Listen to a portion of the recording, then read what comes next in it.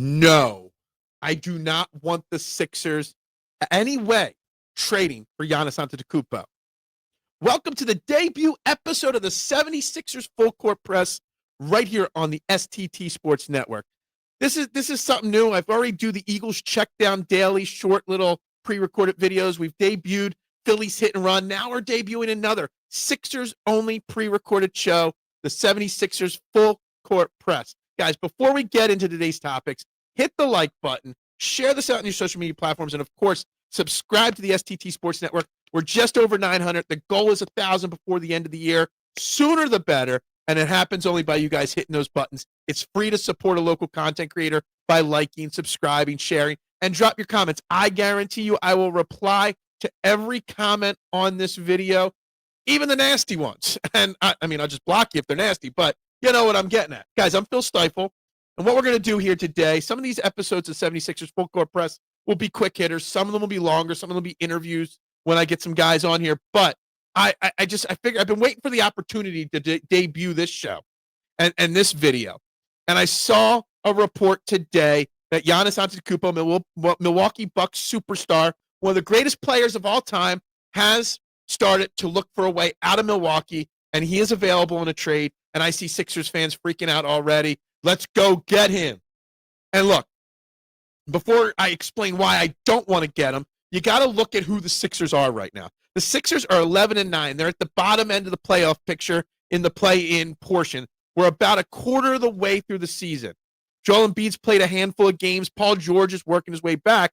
But Tyrese Maxey is establishing himself as a full, no doubt about it, bona fide superstar, MVP conversation type player. And the reports are that the organization sees him as the leader, as the face man of this organization. So going out and getting a Giannis Antetokounmpo changes all that, right? Why have the Sixers been somewhat enjoyable to watch? Why have the Sixers been a little bit better? Not because Joel Embiid has played a few games, not because Paul George is starting to play again, but the Sixers have been good because they've been building around Maxey, VJ Edgecombe, Jarrett McCain, who's working his way back in, Quentin Grimes, a young core of guards. They went out this offseason, and I knocked Daryl Morey more than anybody, but Daryl Morey had a great offseason. Went out and got Barlow and Walker and Broom, and a bunch of young, lanky guys that can run the court, run the court, play defense, do the little things. And you want to change all that. Going out and getting Giannis Antetokounmpo would honestly set this organization back another decade. They've already been set back by the awful contracts to Paul George and Joel Embiid. But there is some glimmer of hope at the end. There's some light at the end of the tunnel. Now, to get Giannis, you would get off of one of those guys. You'd get off of Paul George, most likely. You would need Paul George contract swaps in the NBA to make it work. But to get Giannis Antetokounmpo, along with Paul George, you'd have to include one of VJ Edgecombe or Jarrett McCain. Now, Jarrett McCain's just getting himself back into shape, but we're starting to see what we saw last year, his last couple outings. He had a pretty solid game the other night against the Wizards, dropping 14 points in 25 minutes, played solid defense, did all the things that you'd like to see from him. It would cost you him or young upstart VJ Edgecombe, plus 2 first-round picks. Now, we don't have our 2026 first-round pick. That's going to go to the Oklahoma City Thunder because we didn't give them our first-round pick last year. It's top 4 protected, but the odds are we're not going to be one of the 4 worst teams in the NBA, so we'll lose 26. So then you're going to give up 27 and 29. You can't give away back-to-back, so 27 first-round pick that we own. We have one in 28 with no protections. It's from the Clippers. That's going to be a great pick, honestly. But you can't trade 27 and 28, so you'd have to do 29, which is one that we have, or 2030 that we have.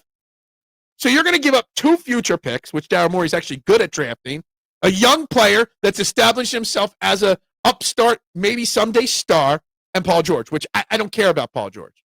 For Giannis, now here's the thing. Giannis is obviously a top 5 MVP candidate every single year. He has won the MVP. He has a top 10 Defensive Player of the Year award every single year. He's won it before. There's no doubt that he is one of the greatest players of all time, but he is 31 years old. Giannis is under contract technically through 27-28 season. But that last year there is a player's option, which unless he takes a devastating injury, it's only $62 million. He's going to tear that up. So you're really giving up 2 first-round picks, a first-round young player, and whatever for a year and a half of Giannis, and then maybe the right to spend big time dollars on a guy on an extension that'll pay him till he's 38, which is the problem we have with Joel Embiid and Paul George now. So the thing is, it's not me saying, no, I don't want Giannis, does not tell me that Giannis wouldn't make the Sixers better.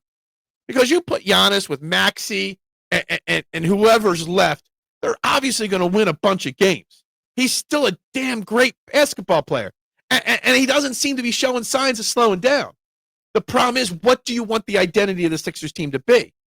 Do you want it over the next 5 years to be a team that's got more old guys and no young talent?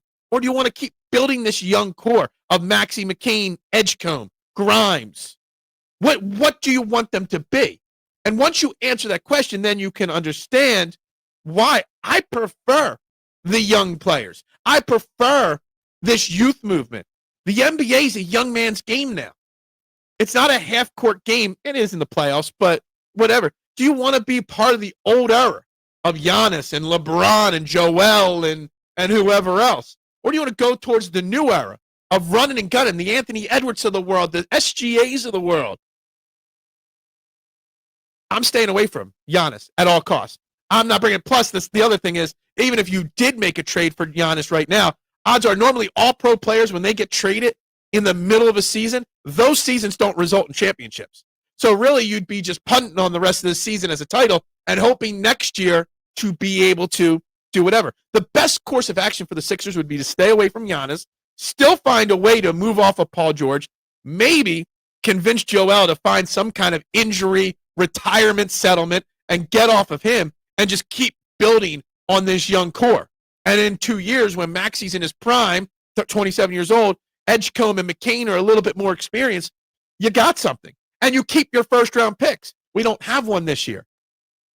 Let's find a way to keep rebuilding this organization, in the new NBA style, and not just keep doing the same old thing. Now, I don't trust if there's an opportunity for Daryl Morey to go out and get Giannis. If the Bucks called to Philadelphia and said, yo, we want McCain or Edgecombe, George, and 2 picks, knowing Daryl Morey and his affinity for making big, bold trades, he's probably going to do it. And I'm going to get excited about it because it is still Giannis Antetokounmpo, one of the greatest players of all time. But I don't think it's the best course of action for the Sixers organization, not just this year, but over the next 5 to 10 years, to make that kind of a bold move. That's just my opinion. Let me know what you guys think. Am I completely crazy for saying absolutely no, I don't want him? I don't know. You guys let me know in the comments. We'll be back with more. Again, like, share, subscribe, drop your comments, guys. Tune in live Monday through Friday, 8 a.m. on this channel, Trending in the AM. 90 minutes plus of live sports talk, taking your thoughts and opinions, whatever you want. The show on Thursday is going to be about identity crisis, okay? And what, these teams going forward need to be in Philadelphia. They're at a crossroads. And we're going to talk about those crossroads for all these teams live and take your opinion. So, guys, have a great night or day, depending on when you're watching this. Everyone be good. Like, share, subscribe. And as we end every show here on this channel, bubbles up.